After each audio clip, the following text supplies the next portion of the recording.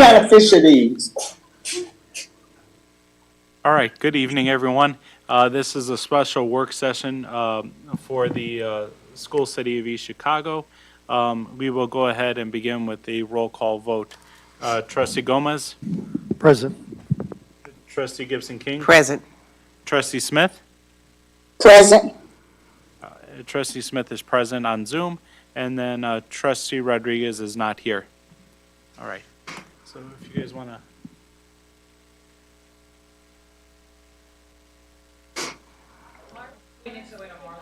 Oh, there he is. There he is. Okay.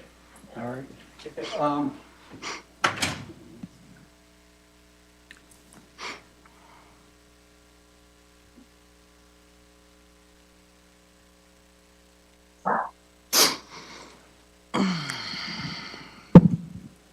Today, we're going to, today, what we're doing is presenting a plan for the old Kerry Gosh Elementary School located in West Calumet. This plan is something that was asked a while ago. I started working on this about a year ago, and I'm so blessed and fortunate to have this great team right here come on board about 6 months ago in efforts to really move the Ready Brett opportunity that the governor announced announced just a couple of weeks ago, that there's $500 million of investment dollars being inputted into the state of Indiana. Of that $500 million that's been invested into the state of Indiana, $45 million is coming to Northwest Indiana. Of that $45 million, we're competing for a portion of that. That portion will go into what we're calling a community development hub here in East Chicago, that will be located at the old Kerry Gosh. Okay, what just happened? You will not be able to see anything. I sent you an email with the presentation.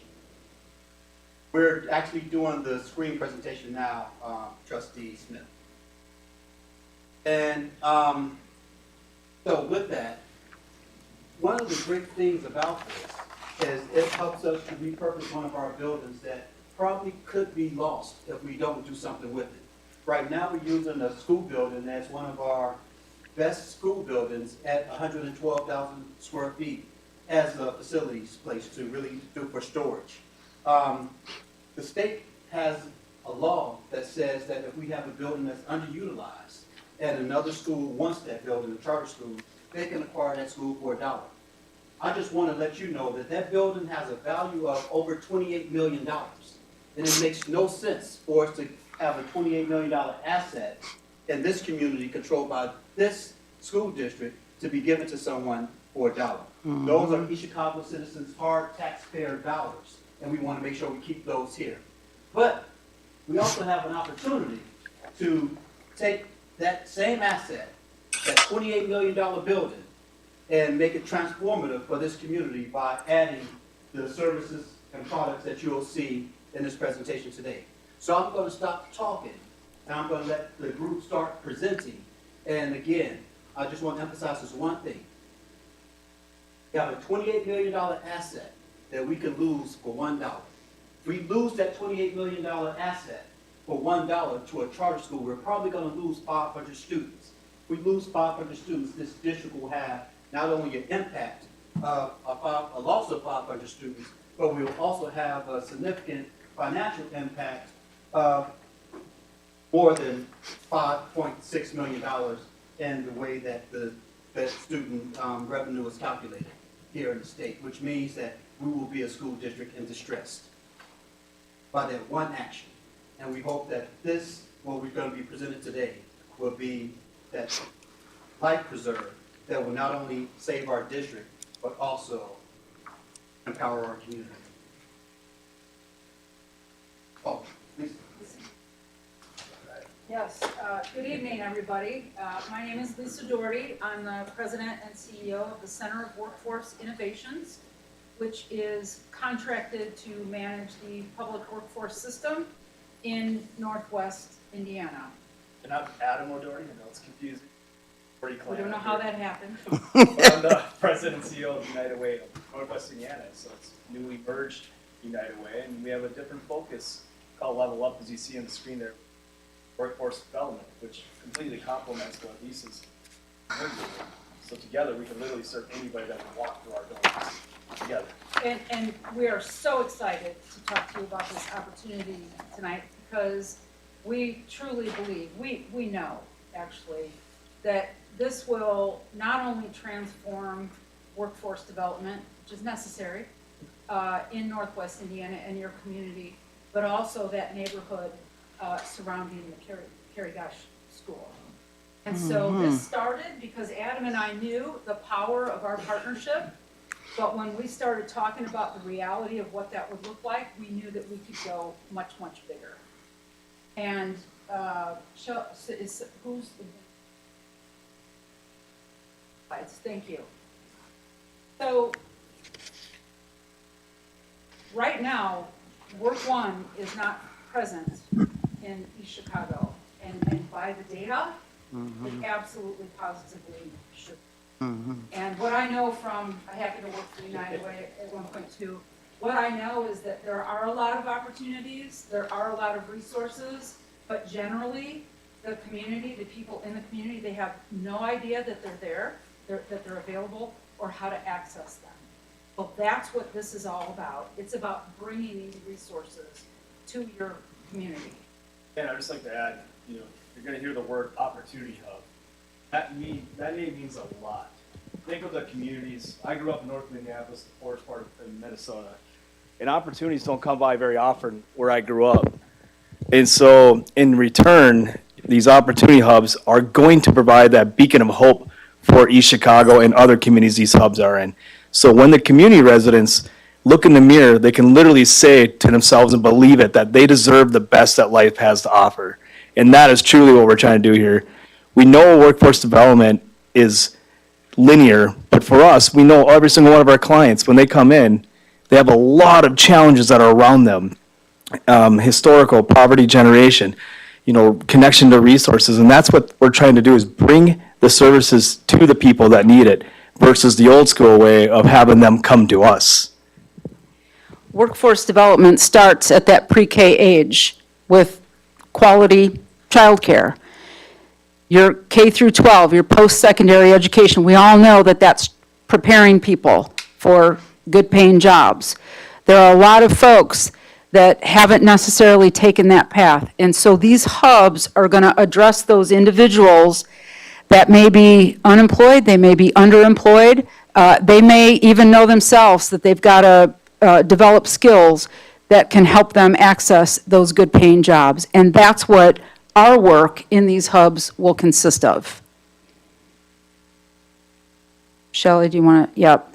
So we want you to know that we are committed to delivering on the promise that we're making. And this is a great example of a dashboard of metrics that we will track and report on. This isn't set in stone. What you see here, median income, workforce participation, job education attainment, these are examples of what your local community dashboard would look like. The local community decides what they want to see the outcomes to be. And this is a great way. You see the opportunity in the industries. Here's the good news. The jobs are here. The resources are here. We've just got to get people connected and give a wide open, welcoming door to individuals to come in and access these resources. I'll just end my segment by saying the goal of these hubs is also really important for us to know that oftentimes distressed communities have been ignored in the workforce for various reasons. And our goal is to not just ever allow them to be ignored again, but for them to be the highlight, the visibility of our communities, so they deserve those opportunities that they've been ignored by in the past. So that is really the goal for the workforce side of this hub. And next we have George Weems. Thank you. I can hold this correctly now. My name is George Weems with the Foundation of East Chicago. As you may or may not be aware, the foundation has been around pretty close to 25 years now, okay? And in that 25 years, the Foundation of East Chicago has given out over $55 million in grants to many organization, not only in East Chicago, but throughout Lake County, throughout the state of Indiana, throughout this country, to do projects within the city of East Chicago. That's the target, East Chicago. That's our target, and that's where we want organization to work. And we've had so many small organizations to apply for grants from the Foundation of East Chicago. And many of those organizations do not have the personnel nor the skills, okay, to complete the grant that they applied for, or for the foresight that they have to put something together in the city of East Chicago. And what my efforts, the foundation efforts have been, is to bring organizations together. Collaboration is a great thing. And I think with this project that has been put together, if we can get this going in the city of East Chicago, in the area, in the Calumet area, would be a great idea at the old Carrigosh School. In that way, we can bring organizations together, a small organization, and the foundation has been trying for years to bring organizations to collaborate, to let them know that if you come together and you put together a project together, if you put together a grant and you work together, just think the effect that you could have on the community. And some organizations have tried to do that, others refuse to do it. But I think with a project like this, the foundation can encourage, and not only the foundation, but other organizations can be encouraged, nonprofits can be encouraged to come together, to work together. Because if we work together, that put together a greater benefit for our community. And that is really needed in East Chicago, because we can't do it by ourselves. And some organizations feel that they can do it alone, but many times when you come together and you collaborate and you come up with an idea and you have 2 or 3 organizations working on that same idea together, the benefits are much greater. The effects are much greater. The organizations that's working on this project can come together and put their skills together to make this project a success. And that's what we are hoping for that can happen if this project comes to fruition that they're trying to put together. And the foundation would like to be a part of that, because we know what's going on in our community and the needs that are there. The needs are great. We have so many small organizations, so many churches that are applying for grants, but they just don't have the skills. They just don't have the personnel to make that grant effective the way that they put it on paper. And so with a project like this, it would be a great idea, because we would be able to encourage organizations to come together, to collaborate, to make things better for our community. And that's such a great idea. So I'm just hoping that this board allows this organization to use the old Carrigosh facility. I mean, it could be a benefit for this community that's going to be laid out here tonight. Thank you.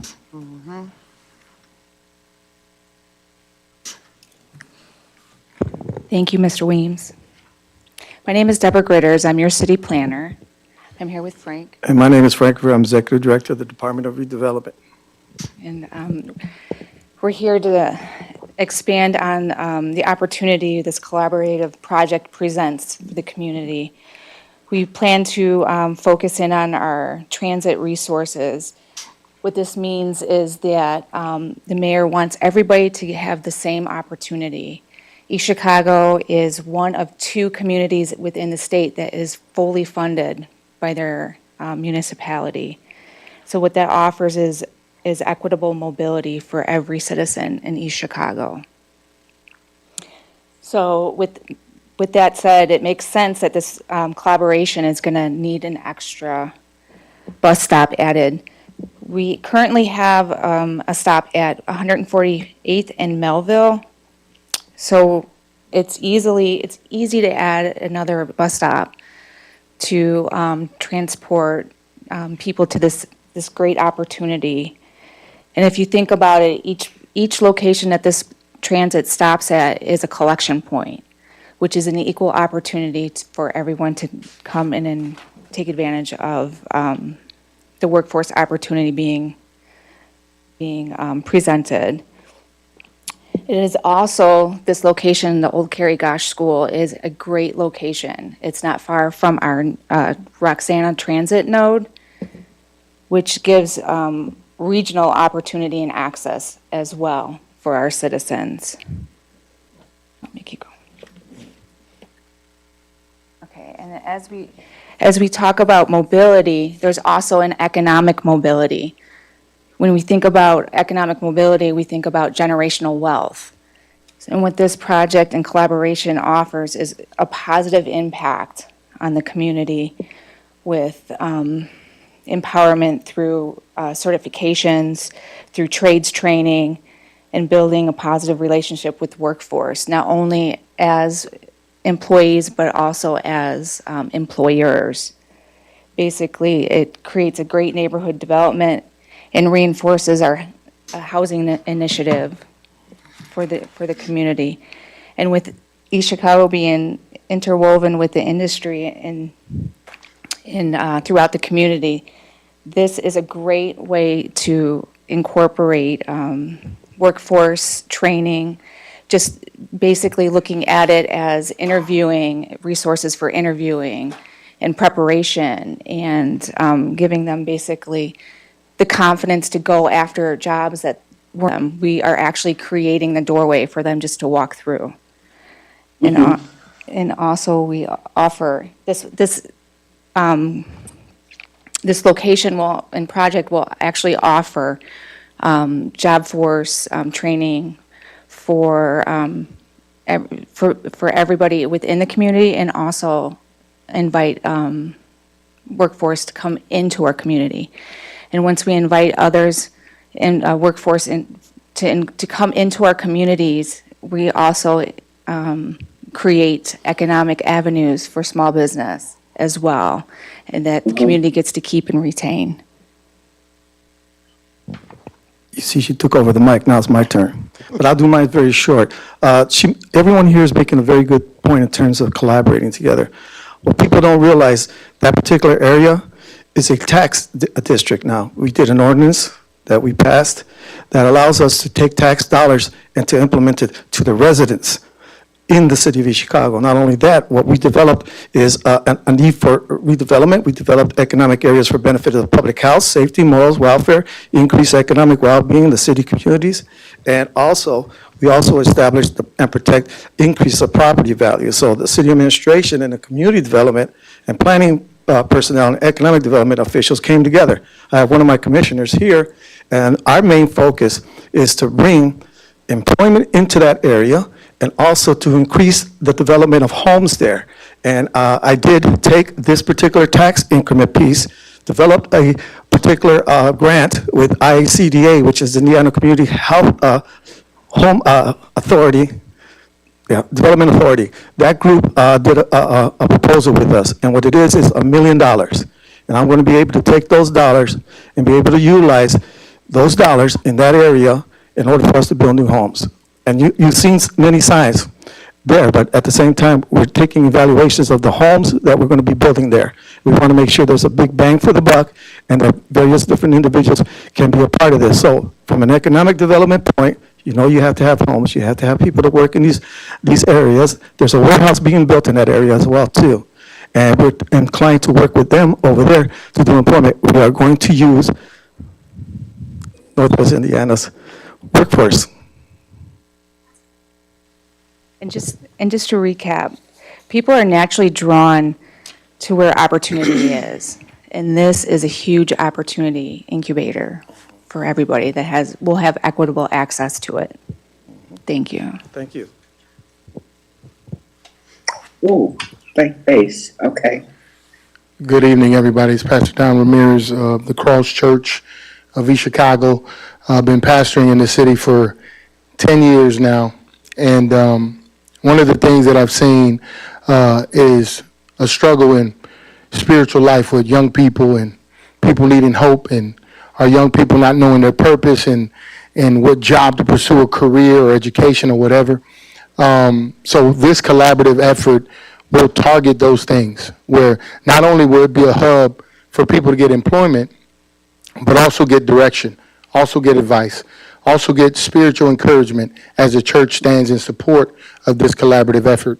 So we don't just want to bring economic growth, we don't just want to bring employment, we also want to bring that spiritual welfare to those individuals. So they come out of one office in one section and get encouragement, and they can be led to another section to get employment.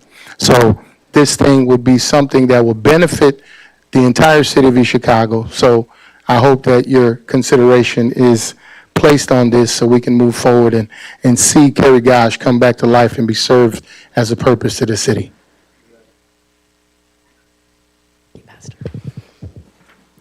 Good evening. My name is Shelley Moore, and my business is Insight Strategic Concepts, located in Elkhart, Indiana. My partner, Mike Higbee, located in Indianapolis, was not able to be here this evening, and Courtney's back there as well. We have been hired for the last few months now, it's been maybe a year, by CWI and United Way of Northwest Indiana to engage in this process of developing neighborhood opportunity hubs or opportunity collaboratives.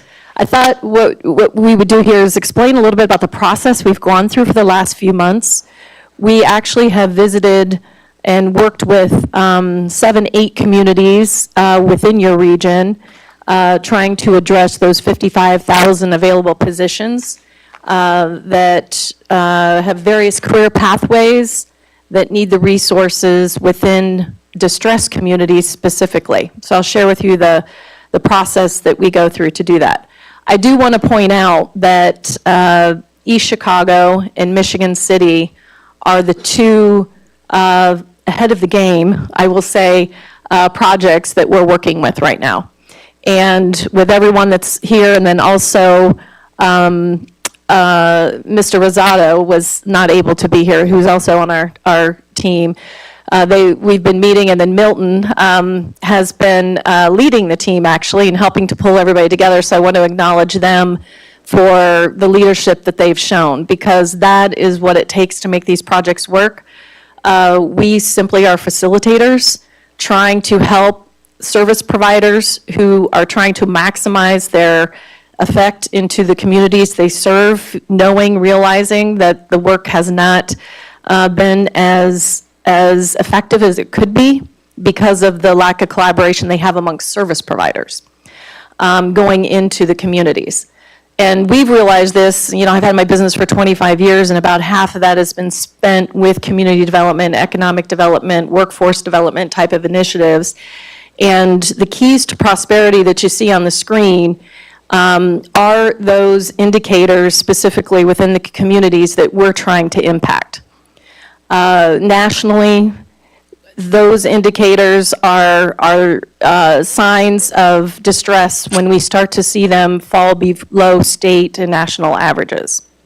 So in our process, what we did is we took these distress measures. You can see along the left-hand column, the poverty, median income, the percent labor force participation, education attainment, and the percentage of the population that has under 18 age. And that's important because where we see youth, that's where we want to make a stronger impact as well to help them along in their career development.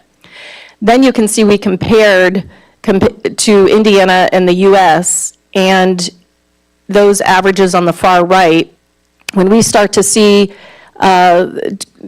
census tracts specifically that we identified, which is the next slide, they're color-coded. So you can see that everything in red and orange are significant or severe distress because they are below the Indiana average, which is below the US average of what you would see in those indicators. And these are the East Chicago specific census tracts. We mapped those out, and you can see those that going from left to right have a lot of red and orange, and those that have the green and blue would be those that we feel are more in the moderate with little to no distress. So East Chicago has a lot of opportunity for impacting those keys to prosperity that I identified. Then what we did is we mapped those areas of distress, and we took a look and East Chicago is pretty condensed, so as we map that out, the blue circle just represents a 1-mile radius from where there would be the census tracts with the most distress, where we would start to see the most concentration of people, but also distress where we could make the biggest impact.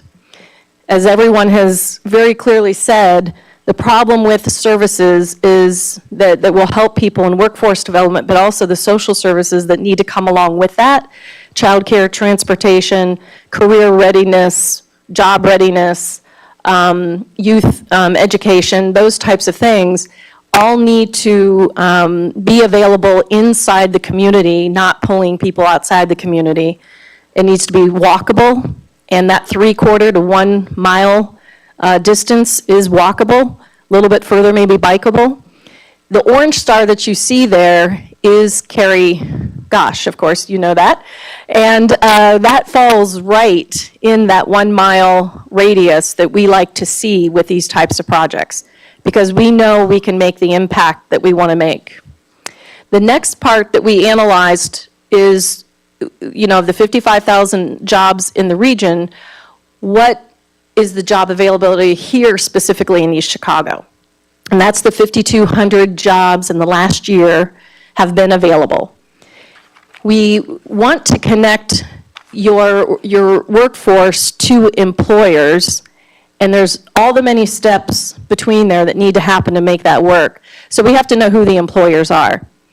Down the left-hand side are the top employers and the number of positions that they've had in the last year available. And on the right-hand side, you see these specific roles. And this is where we start to identify career pathways that we can impact specific to your community. These opportunity hubs, as we look at this data, all look very different from community to community, and the service needs are different from community to community. So this is not a blanket approach by any means.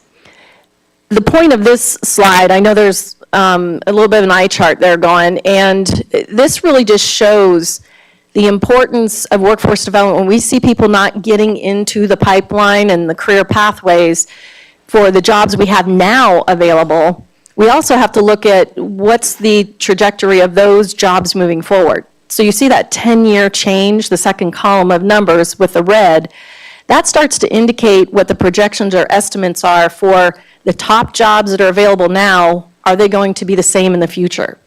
And as you can see, there's some slight declines in those jobs being the jobs of the future. That means, too, and you know this in your region with many of the new engineering, technology-based jobs that are coming into the market, we also have to prepare people for those jobs of the future at the same time as we are preparing them for the jobs available now.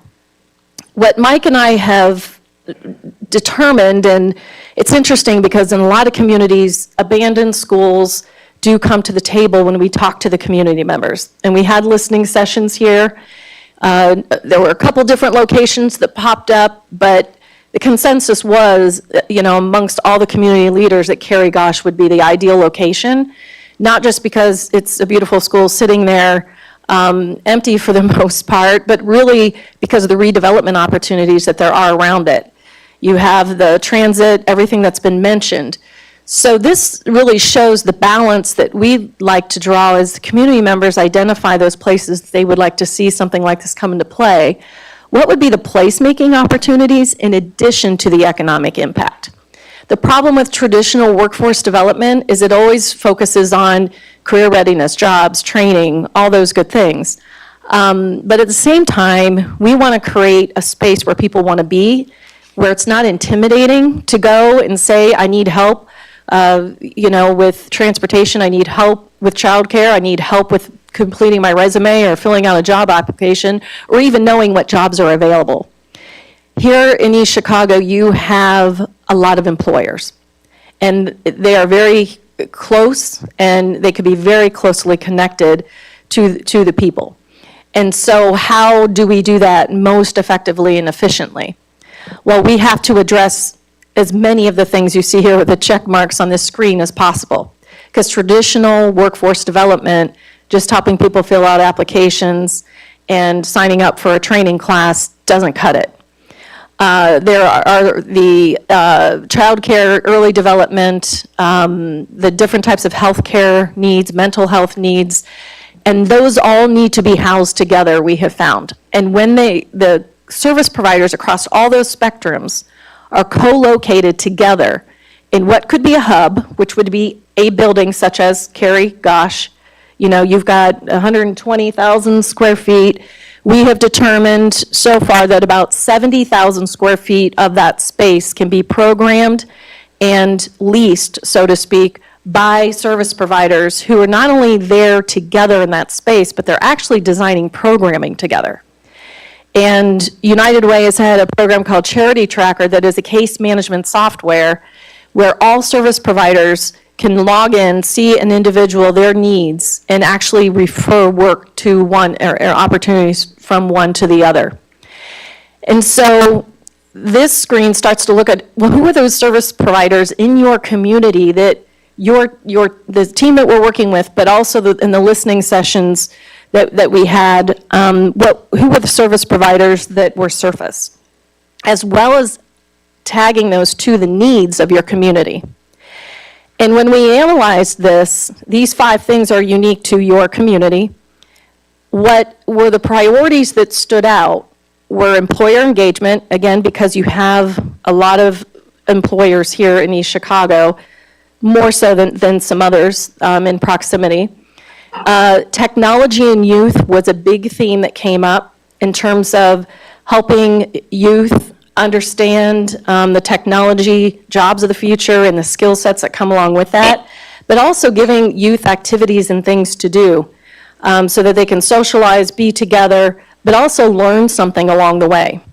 There's goodwill, a number of different programs that are offering opportunities for youth to work together. Real estate development, this is unique to East Chicago, mainly because you look around Carrie Gosh and you have all of that land that can be redeveloped.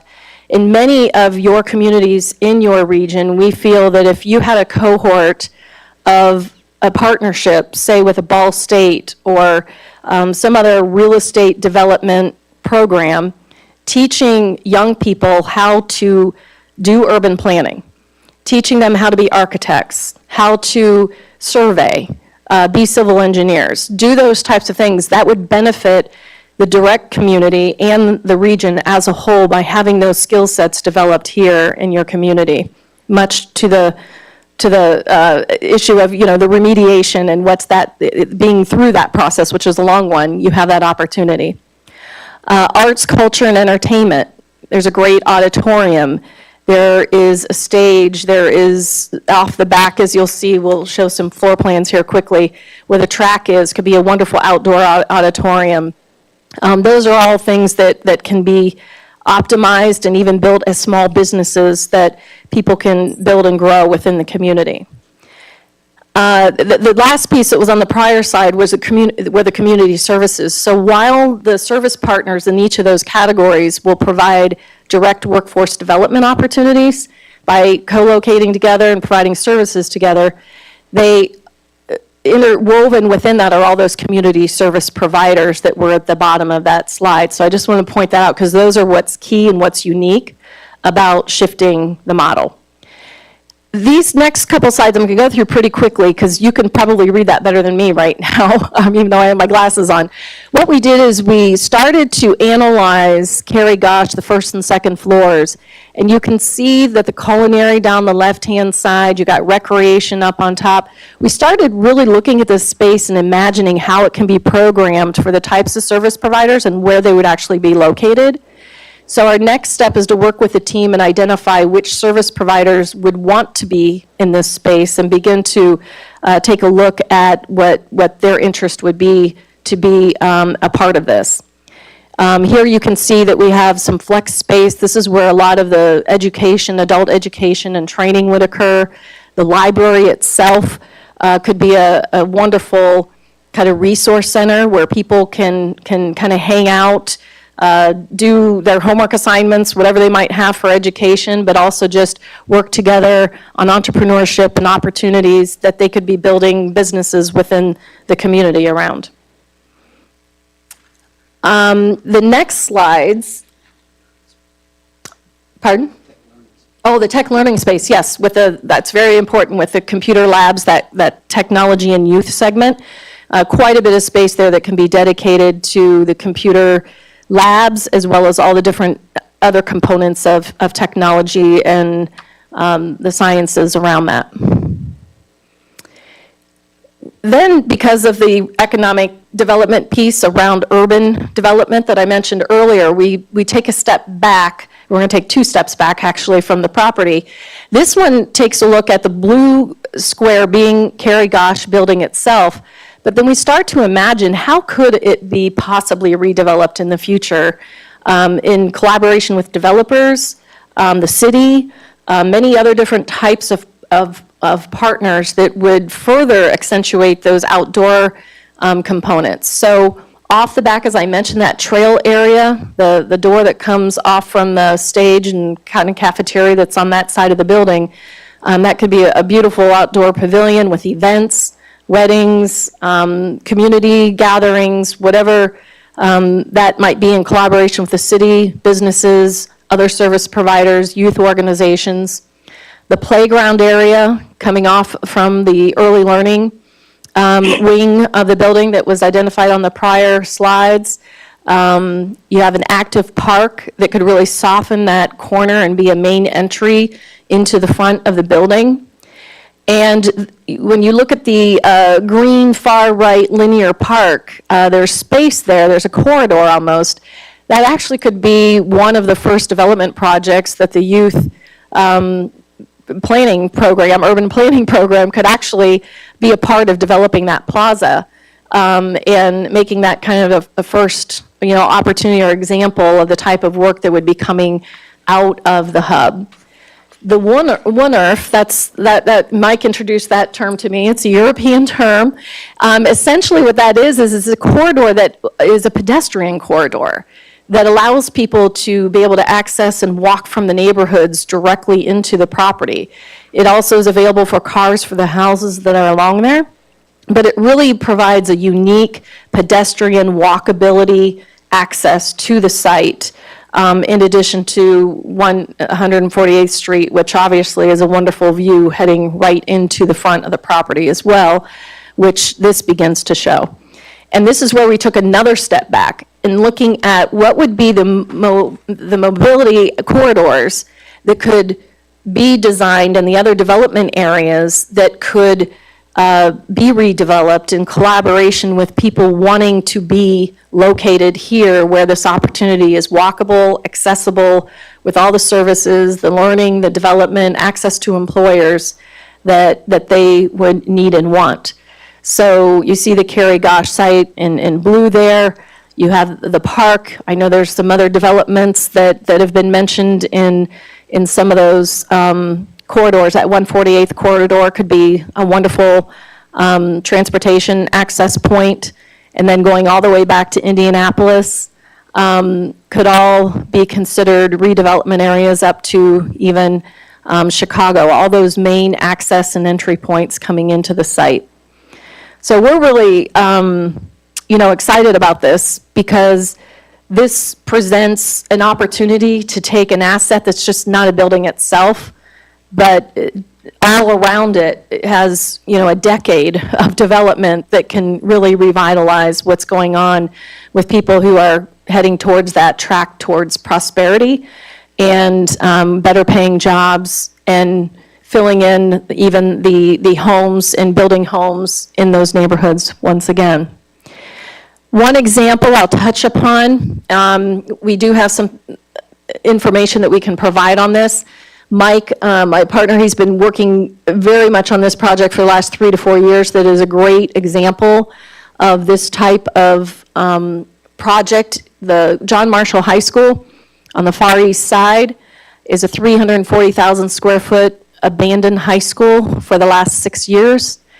And in collaboration with the schools, as well as now the city and a number of employers such as Eskenazi Health, Gleaners Food Bank, the Ivy Tech group, and a number of small child care providers and others, they are working together now in the final stages of design to open within the next 12 months, the beginning stages of redesigning this. It has an auditorium as well that they're looking to be an entrepreneurial endeavor for somebody to hold community events, but actually having an entrepreneur in the community running that as a business.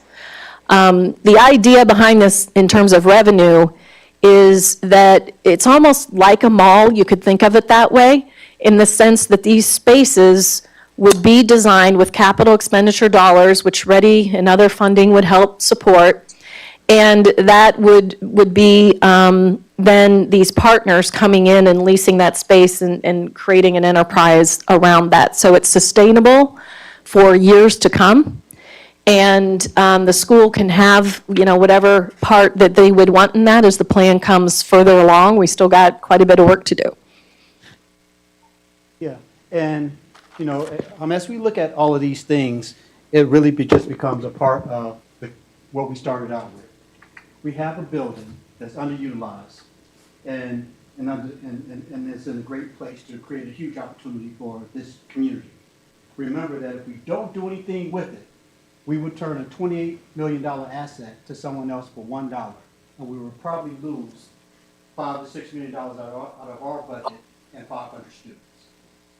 We can look at something like this and repurposing that building where we keep our students, we have an opportunity to grow enrollment, we have an opportunity to fast-track development in our city, we have an opportunity to begin to meet the needs of our employers in the city, which we're not doing right now. We're graduating students, but they're leaving.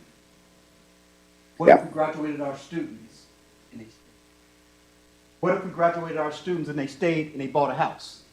What if we graduated a student, they stayed, bought a house, and put their children into our schools? We've transformed community. That's all we're trying to do. That's all this collaborative is trying to do, is figure out how do we take the assets that we have, our talent, our treasure, how do we turn that into great community that we all know, we grew up here, but that we want our children to know and experience what East Chicago has done for us, but experience it in a different way and what East Chicago can do for them. Positive. And so at this point, we're opening up to questions, and floor is yours. I just have one thing. Can you all hear me? Yes. I just have one thing to say about this. This is something that I basically have been wanting for our community for a long time. I know that it has happened in Indianapolis. I've been a part of their redevelopment, not really been a part of it, but being active in what they're doing with the schools that are closing. They have done a lot of things in different districts when they had to close down schools because enrollment dropped. And most of all, that's important to me is the bringing the community together with the job trainings and workforce. I am a product of workforce. It wasn't called workforce then. Mr. Williams, you probably remember Mr. Passmore when he had the program at the Betsy Orange Center for Dislocated Workers. That was years ago. A lot of the people that we know, if I name them, we all went through those programs because the meal had phased out so many jobs, and he came up with this concept, and so many of us were able to grasp on to the technical, what it wasn't technical then, but the training, and we were able to move up to a different pay scale, a different level of life.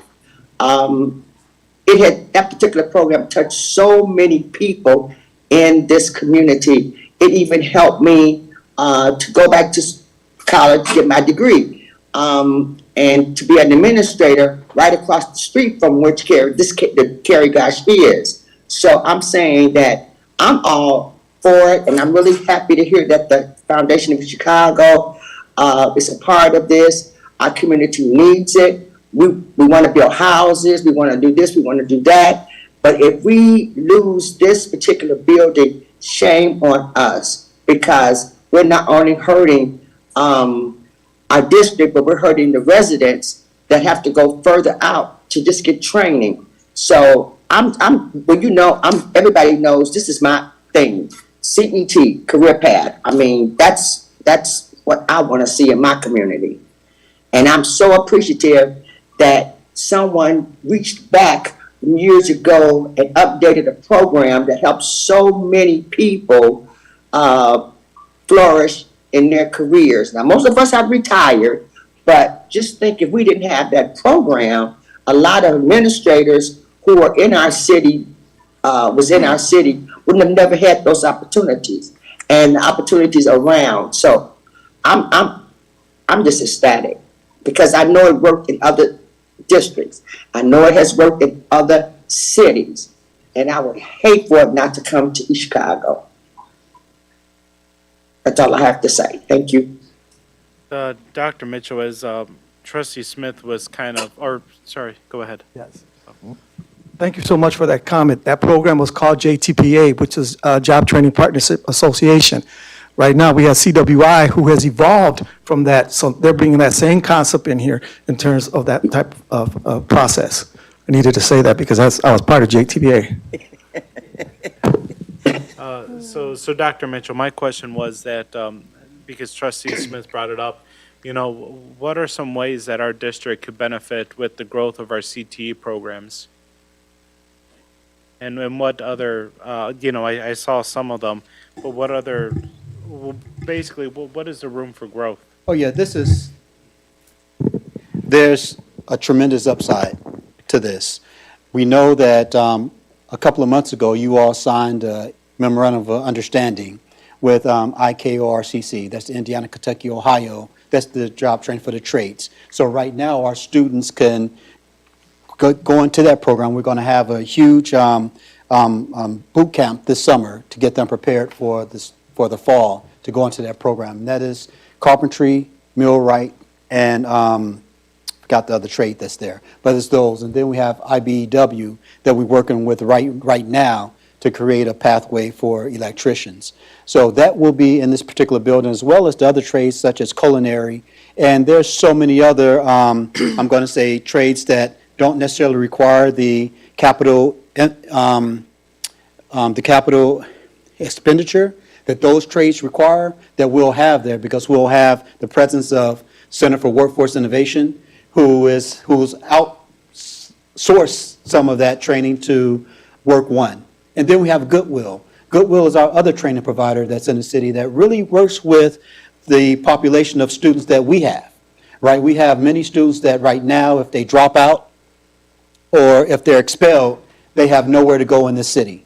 We'll be able to capture them in the city, put them into a job training program. Not only will, when they leave that job training program, not only will they have their high school diploma or equivalency, they will have a trade. And because we do have the workforce program there with the employers, they will have a job. So if you look and say what the benefit is life-changing, generational changing, wealth building that does not exist right now to this degree in the city of East Chicago, that we will be starting from a building, again, that has a value of $28 million, but we can lose it for $1, and we can hurt our children even more by not being able to provide the programs in the school district because we have lost those children, which means that we lose those revenues that are generated by those students who we won't be able to serve because we just gave hundreds of our students to a charter school. So this isn't against charter schools. I'm all for a charter school that's really benefiting our community, benefiting our children, but we also have to save our school district. And by saving this building, this gives us a huge leg up in making sure that our school district don't become what other school districts have become in this state of Indiana and our great nation. Plus, Dr. Mitchell, to you all, I want to say this. Not only with the engineering and the welding or whatever, we have so many talented students and talented people in East Chicago, nail techs. We have some young ladies I know, but they don't have a license. If they're in high school and we have a particular program for nail techs, now that's a high-paying industry. They could graduate from that particular program get licensed and open up their own business in East Chicago. The hair braiding, the cosmetology, the eyebrow, all of that is what makes a district grow because we have those particular businesses in our area.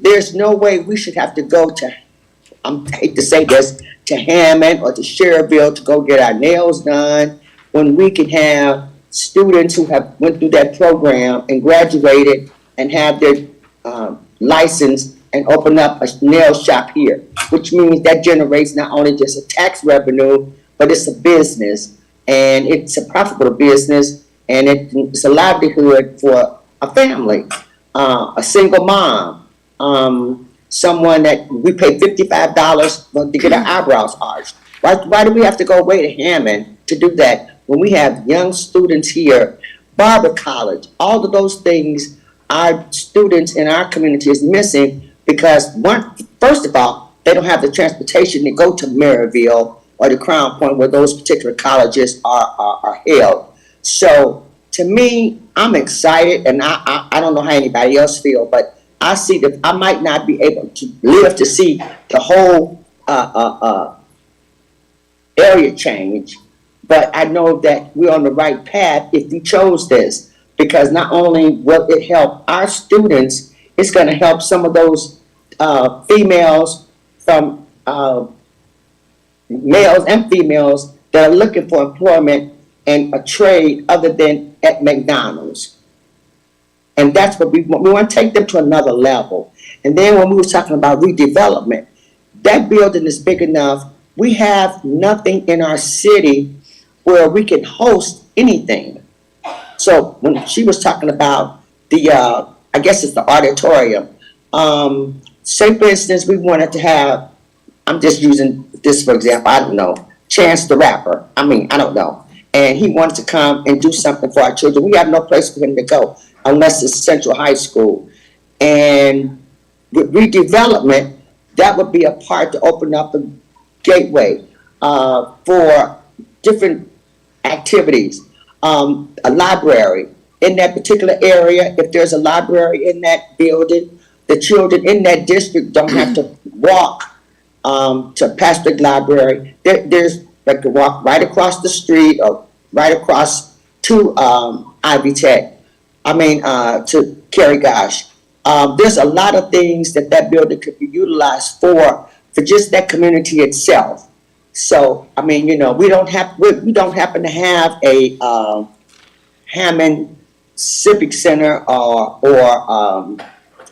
Martha Dean Community Center, but that could be a base for us.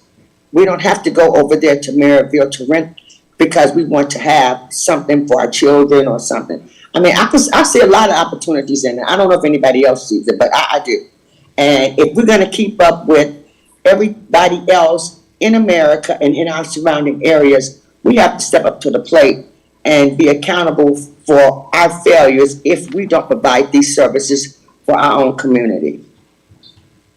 That's my speech on that. And Trustee Artiega, we also have several other memorandums of understandings with colleges and universities. Two of those colleges and universities have already committed. We have Ivy Tech that's willing to move classes over there. They're redoing their campus right now with lab space, but they lost classroom space. And I spoke with the chancellor, and he said that that would be an ideal location because there's no train that's going to stop them from taking that class like we find in other parts of the city.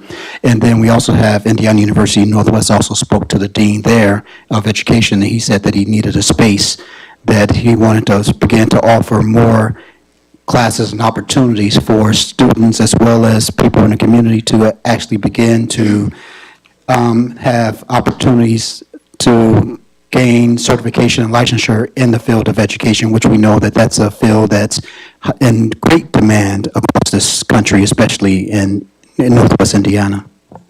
Yeah, no, just like Trustee Smith said, I would like to see that like a cosmetology program or even a barbershop school in this, somewhere in our community. Obviously, I think it would fit nicely in here, and then anything that we could not depend too much on the Hammond Career Center. No, I think this is a great opportunity for our kids. In fact, what I did was I went to talk to some of my supportive service entities. Those are the ones that we give dollars to them to do supportive services for the public. I was talking to one entity, a couple others, but this one entity asked me, I need 22,000 square feet. And I said, well, if you can wait, because she wants me to be able to sell her a building. Well, the buildings are hard to find, as the young lady was saying a little bit. There's not a location for all that. This one right here, they were willing to wait. And I hope we don't wait too long, because you know how people's interest and their growth may just dissipate in time. I talked to another one. They also said, when is this coming? So it's very interesting that this is opportunities here, because people want to come. But it's a matter for us to move as quickly as we possibly can to get to the next level. So hopefully, with today's conversations that we have, that we can collaborate here as well, so that we can move forward. And I see, Just in case you want to know, is We Care for the Heart. And Yeah. also Catholic Charities. They're booming. and I also see our director, Ms. Tammy Poe here.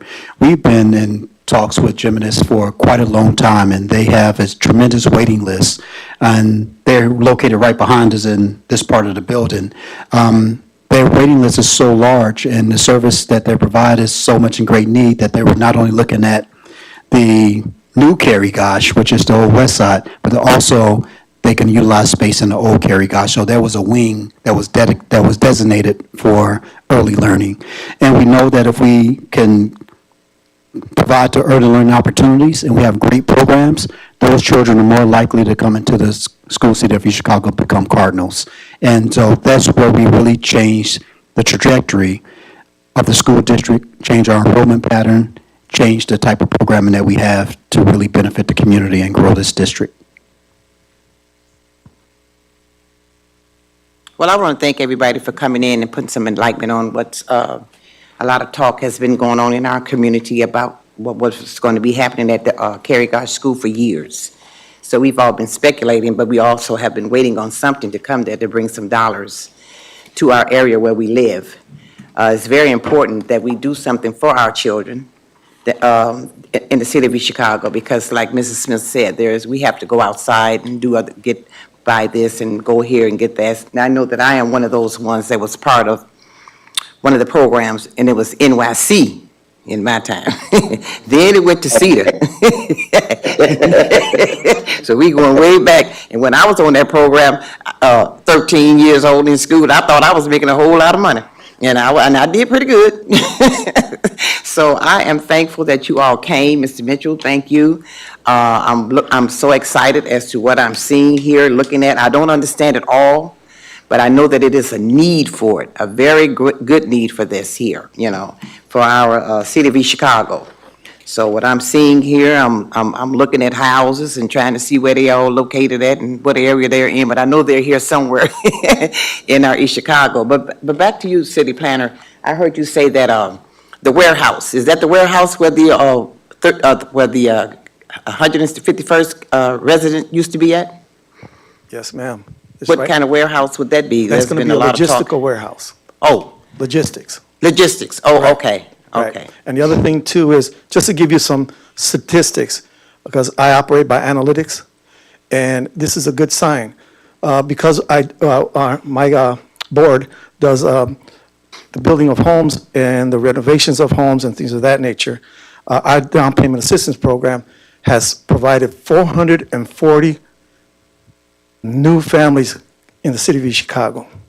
Just imagine, I spent $4.3 million so far. I just came out of a meeting, that's why I'm dressed like this, is with 56 lenders that wanted to know about our program. And it was a delight to hear them say, you have such a good down payment assistance program, and it's easy to go through the process because of the technology that the mayor has invested in making that all happen. And so that makes it good for them, it makes it good for the homeowner, and we're building homes here. I know we have 45 lots designated throughout the city in your area. So hopefully, with this coming to play, It brings more attraction to people who want to buy homes here and then provide their tax dollars here. And I'd just like to say one thing with that, because with home ownership, especially if they're young families with the homeowners that's under the age of 50, usually they come with 2 children at school age. And so if there's 45 homes, that's probably going to be 90 children.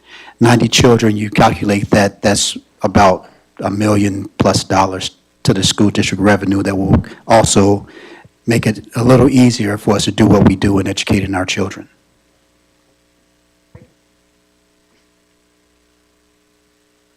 With the down payment assistance program, if you're buying a home here, right, and it's an existing home already here, we will give you $10,000 for your mortgage. If you're an employee of the city of East Chicago and you've expended 1 year full-time, we'll get information from the human resources to prove on that.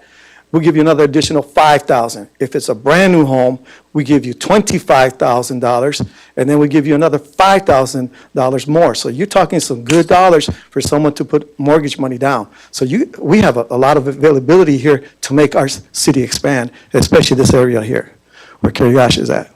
Sorry, I'm taking the mic over, aren't I? That's fine, because what you just said is that could be a huge incentive for us recruiting teachers. If we want teachers to live in the city, they're going to have housing that they would like to live in. And if they have opportunity to build their own home with $25,000 subsidy to that, that makes it a lot more attractive for that new teacher to want to live, work, and play here in East Chicago.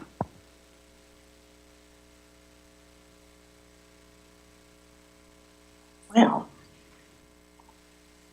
I'm excited. Excuse me, yes, I have a number of questions, in part because the board was not aware that we were going to have this type of presentation. We may have been able to do a little more homework. For those of you that don't know me, I served on the foundations with Mr. Weems, also served on the school board, Mr. Rivera, and on the city council with Mr. Artis. So I kind of come with these different perspectives and backgrounds. I'm curious though, because the map that you showed with the Kirigash right outside that 1 mile area there, and I'm sorry, is it Miss Doherty? Yeah. Okay. I was looking at your website while you were presenting. One of the other options you identified is this building here on your website. So can you talk to me about the differences between the two locations? Well, I'll share that. I'd like her to answer, please. I'm going to share it with you also. With this particular building here, this building was not conducive from what the committee came up with. The committee looked at each of these buildings, and there was actually multiple buildings in the city of East Chicago, and this one really was not conducive for not only what we were trying to do, but also in terms of increasing the traffic, but also with the space requirement. This building is probably 2/3 of the size of the building at the old Kirigash. Yes, sir. So what you're looking at are the notes from the listening sessions, where we asked the first group to come up with a number of locations. This certainly was a top contender on the list. In that session, we had asked the group to do a sticky dot rating in terms of what their kind of priorities were for location. And then again, when we put the planning team together, they kind of went through the same process. And I think based on what Marlon has shared, the size, and I think by my recollection, probably the biggest factor in choosing Kirigash was because of the redevelopment opportunity that it would have for that whole space around it as well, and the proximity to rail transit, and just being able to reactivate that area more broadly, and having the space to do it and to expand. To your point about the CET, programs and the trades, that would be one opportunity where in the space of Kirigash with the 70,000, as we were working through this week, in fact, we were thinking, gosh, with that CTE and the trades area could be an expansion even on to Kerry Gosh as a consideration, the capital expenditure program, because that does take more space. And we were finding with the early education and childcare and a lot of the other culinary and the auditorium and the area that would go to the outdoor amphitheater potentially, that space was getting used up pretty readily.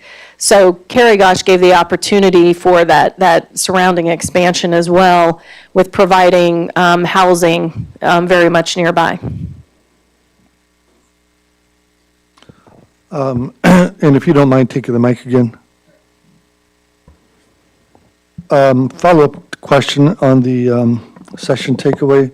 The first bullet point says, there was a strong consensus that youth, under and unemployed adults, elderly, Spanish-speaking populations, and small businesses are the priority segments. Can you explain that bullet point? Certainly. Later in those notes, you'll see we kept to the true groupings, because we had different groups that worked in the room together. So I think we had 4 groups total, if I recall. And when you look at the segments slides, each group identified what they thought were the top segments in the community that were in need, that the services for such opportunity hubs should be targeted or focused on. And when you look at their ratings, and there should be numbers in parentheses, the ones that had the highest ratings were in fact those segments.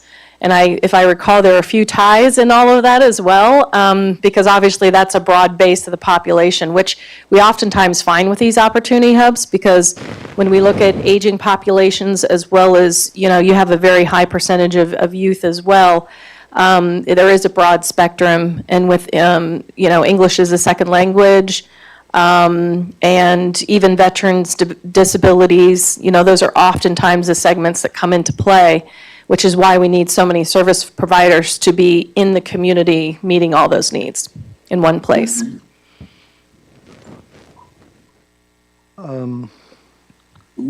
This is a little bit maybe outside of your scope, but Attorney Harris may know a little bit more about this. When the board, I think, first started, just a little bit after, I can't recall, I know I was still board president at the time, and the dark spot, or the dark site for the county, they wanted to build a 911 center there and a off-site, a dark site, I believe is what it was called. I remember that time. reference from back then, yes. Yeah. So I met with those people and had a discussion with them. They wanted to utilize that Kerry Gosh building, and obviously that didn't come to fruition. So I guess my question to you is, in a very selfish way, as a school board member, what do we get out of this? And I'm asking that because of our financial situation right now. What is the benefit to the school district? I can see the benefit to the city, and I can see the benefit to the students. But reality, we still have other programs we need to fund and so on. So how can we benefit? Can you tell me a financial benefit to this? And if you don't mind, I'd like to have her answer the question. Yeah.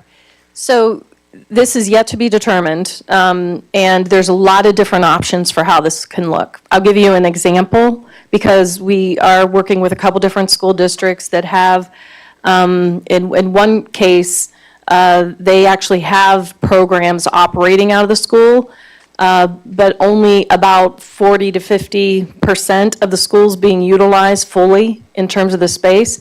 So they're upside down in the utilities that they are paying. I think their utility bill is around $550,000 a year, if I recall.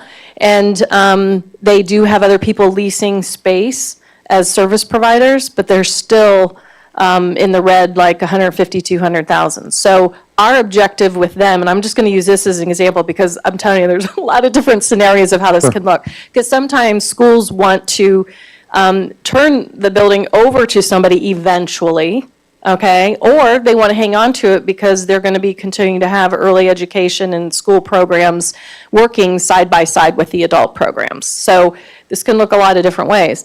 In their case, they likely maybe want to transition that. And usually we see a startup phase of these establishments for about 3 years. And our objective for the schools is to help offset the costs by which you might be upside down on by getting all of the tenants and getting the programming and everything established and helping you get out of the red in that period. Then if in fact you choose to allow that kind of arrangement to continue through a long-term arrangement and you want to continue to own the property and can justify it with the youth programming that's there and so forth, which is all for you to determine, that can continue.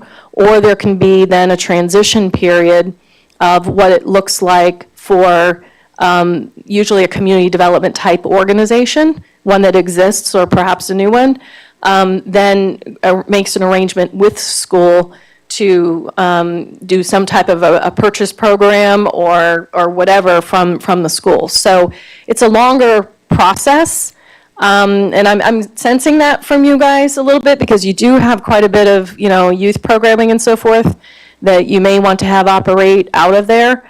But we haven't worked through all of that to know, but hopefully that helps as an example. Yeah, it does help me understand a little bit better because again, we sit on this board, not only talk about education, but how do we finance our educational programs? So Absolutely. it's important to us. Who would be essentially the person, the go-to person or organization, I should say, for this effort?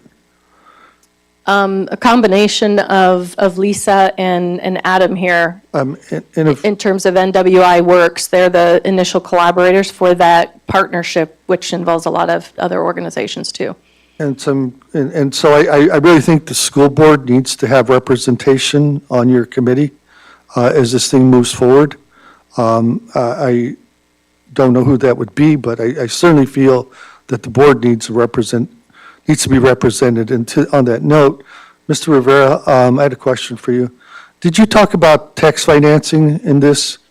And we talked about this for years. The school board does not have a representative on the redevelopment commission. And, I think many other school districts throughout Indiana do. Could you address that and how the board could be more active in that? Right. If I may. Thank you. Mr. Gomez, I recall there was a time when they tried to put this in law to have the school represented, but that didn't come to fruition. But voluntarily, there can be a person on there, but you won't have the right to vote. Right. Okay, so that's always an availability. And you could always address that with us, and I could address it with administration, and then we can go from there. Yeah. But there's always availability for this. Good. I think we would like to do that because we've talked about it for months, if not years. Right. So I would suggest for the president to have some conversation, make some calls over to administration and then set something up with them so then that way they can be part of that conversation with you. Yes. Yeah, because I like to have more individuals with us so that we get a broader sense of what's the need. Because from a redevelopment side of the house, we know the school has a big impact on what we can and cannot do in terms of our children and how we want to move them. And as long as we have some more representative, I think that would be a good initial start for us. Thanks. This is good, some good discussion, something that we haven't had an opportunity to do, so I'm glad that you're here. Just only downstate. Right. Yeah. Now, there are some other things that I think you probably need to be aware of too, and Dr. Mitchell and myself have had a conversation. There's a lot more money coming. A lot more money coming down the road. And one of them is emphasized with what's called quantum computing corridor. There's a corridor coming this way, and a lot of that is being dealt with the Biden administration and the Holcomb administration. So there's a lot of things that will be coming, so we have to keep our eyes open so that we can take advantage of that. Yeah, and then as far as redevelopment goes in the TIF districts, I believe there's a law that would allow us, the schools, to be Yes. recipients of some of the TIF dollars. I haven't read that anywhere, Okay. but that doesn't mean that doesn't exist. What Yeah. it means is we have to do a little bit more Right. digging in terms of finding that out. Yeah, Because the tax increment information that I have was developed maybe 6 years ago or so, and my board pushed that. So I didn't read any of that in there, but I could be wrong, Mr. Gomez, you know. Yeah. You know, I could be reading something, and I got to read it again, and you get a little older, you start, thank you. I'm sorry, I'm not saying that trustee Gomez is wrong, I'm not saying you're wrong, but I did go to a finance, conference in Indianapolis, and when I came back, I did mention that, the tax increment financing and the redevelopment that a board member, I know that they can't vote, but I did bring that back 4 years ago, that a board member should be on the redevelopment board, even though I know that they can't particularly vote, but they have to have some type of representation, because I know a certain percentage of redevelopment, if I'm wrong, correct me, a certain percentage of redevelopment, school system, the school district should have some input in it. And, I don't know who, I don't know if I missed that, but is that an appointed position? Because I do know that in Indianapolis, they did say that was a big issue. The board members were not on the redevelopment board. And is that an appointed position, by the mayor, or a voted position by the board? But I do know there was some talk about a board member being on redevelopment. And that would enhance and let that particular person give feedback as to, what's going on, even though they can't vote or anything. But I do know that it would help the board and the district to understand exactly the revenue and the little percentage that we're supposed to get. I don't know if we get it or not, but I do have to agree with you, Trustee Gomez. They did mention that down in Indianapolis. Yeah, we were in a class when they talked about it. and I believe you do get some dollars from that. Yeah, but- I don't have the information in front of me, but I believe it's an appointed process from the board. I believe you're correct. Well- Mr. Rivera, if I could ask which one, one other question I have. So did you mention, or somebody up there mention, about developing, making, and maybe I'm getting ahead of this, an incubator program, or is that any thought to a business incubator program? Well, Mr. Milton Reed is not here. He's more inclined to be part of that process because we've worked with him on that. Okay, but I saw her nodding her head, is that correct? Yeah, okay, thank you.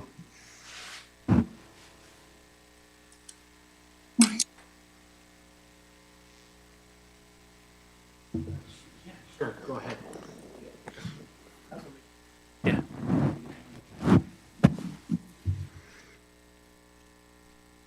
How you doing? I'm Randy Artis. I'm from the Calumet community, and I'm looking at this. It looked beautiful and everything else, but what's the timeline? We're looking at the page today, reimagining Kerry Gosh. What's the timeline for this? I'm just curious. Because you got an opportunity hub, you got a playground area, the entertainment event plaza, all that look good. And I hope it'll happen, but is the timeline for that? So the timeline, can everybody hear me okay? The timeline usually, Yes.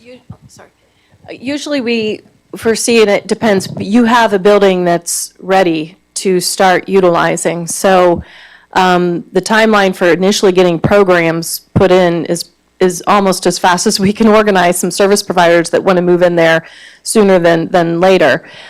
Construction that would be done, because this is a very unique building and that it already has a welcoming feel to it. You know how schools can be? So this already has a very welcoming feel to it. So the capital expenditure budget isn't as large as it could be for others. So construction would happen over a period of time in phases based on what makes sense for the space commitments that are being made.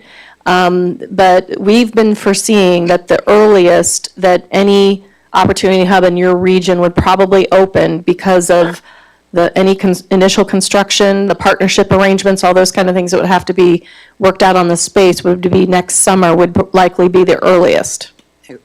Then, just to get everything, all the ducks in a row and everything. So then, we would hope that in the first 3 years, and this is just by the model itself, yours could look very different, so I'm talking in generalities, that the startup phase, years 1 through 3, the goal would be to have it be 70 to 80% occupied.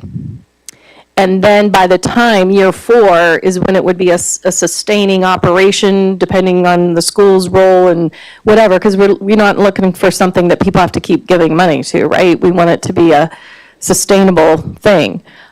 So from that perspective, in year 4, it would be in that mode, where it would be sustainable, more fully occupied, and operating. But pretty soon. You're an advantage compared to some of the other regions we're working with because you guys are pretty much ready to go. Another question here. Who drew this? Who made this up? This Our map? team did. Your team did? Yeah. Okay. We just overlaid some color blocks. So you answered one phase of my question. You answered the Opportunity Hub. I'm thinking about the whole thing, the whole phase, the playground area, the entertainment events, Inside of 5 years. inside of 5 years. And the reason I'm asking that because we've been a dying community for years. Since the complex been moved, been dying community, and nothing been happening over there. All over the city of Chicago, it looked beautiful. The Calumet area, I'm speaking for, I'm the president of the Calumet Citizens Committee. We had a meeting the other night, and one thing we was talking about, what's going to happen to Calumet? Calumet's dying. And I'm looking here now, you got a playground area. It's going all the way to Magnolia Street. Magnolia Street is where the old Calumet complex was at. That's where they moved the people from. We got a playground area over there. But they moved the people out of there. Okay? So that's Magnolia Street. So y'all got playground area over there where they're supposed to be contaminated. I'm just saying that. Then over here, you got an event entertainment center. That's by the canal. Right. That's a flood drain over there, a flood plan. Yeah, it'd be an outdoor, Outdoor space. Yes, yeah. Okay. And Not enclosed, we would be building on it, wasn't the Okay. intention, yeah. it's just me thinking that I'm hoping you do something in Calumet. And a house ain't been built in Calumet in 16 years. Not one house. 16 years. And the people have been complaining, I'm speaking for the people in Calumet. People been complaining, there have been houses built all over the city. Not one house been built in Calumet. That's a shame. I hear it every day. I'm on the redevelopment board. We got signs over the committee, houses is coming. Housing is coming. No, hold up, Frank, I'm not talking now. I'm not talking now. Housing is coming. They hit me every week in church, on the street. What's going on? I was a councilman over there.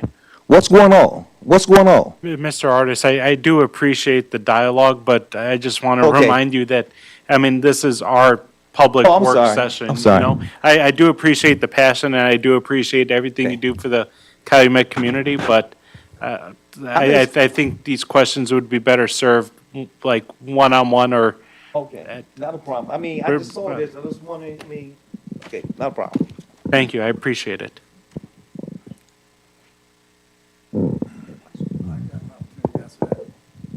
Answer just really quick.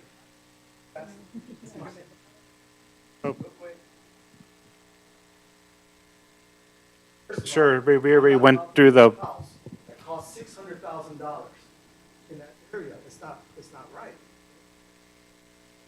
Prices above the things of that nature. No, we're not doing. But, so would you rather have me $600,000 here, $400,000? That's not right. The cost of the house is affordable.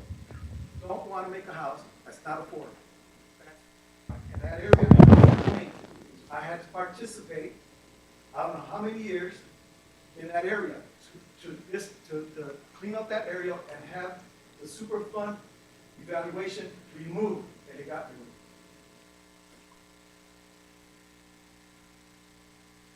Are there any other questions or comments from the board at this time? All right, seeing none, our work session is over. Thank you very much for coming.